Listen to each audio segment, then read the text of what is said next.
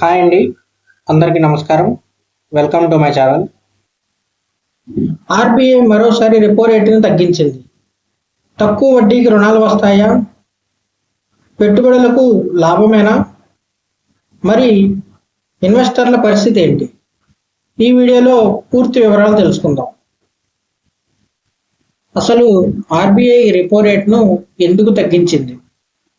ప్రపంచంలో జరుగుతున్న ఉద్రిక్తతలు, ఇన్ఫ్లేషన్లో జరుగుతున్న ఫ్లక్చువేషన్స్, ఎకనామిక్లో జరుగుతున్న అన్సర్టైనిటీ నేపథ్యంలో భారతదేశ ఆర్థిక వృద్ధికి ఊతమివ్వాలని ఆర్బీఐ నిర్ణయం తీసుకుంది.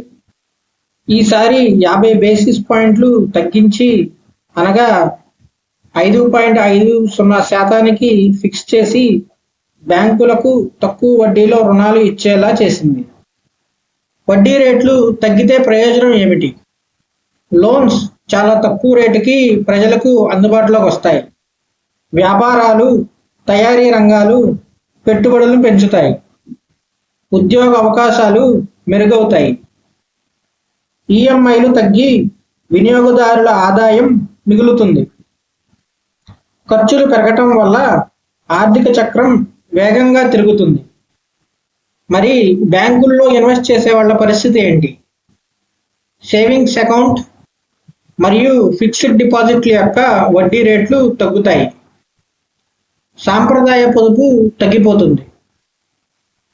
మ్యూచువల్ ఫండ్స్, స్టాక్ మార్కెట్, ప్రజలు రియల్ ఎస్టేట్ లాంటి రిస్కీ పెట్టుబడుల వైపు వెళ్ళిపోతారు.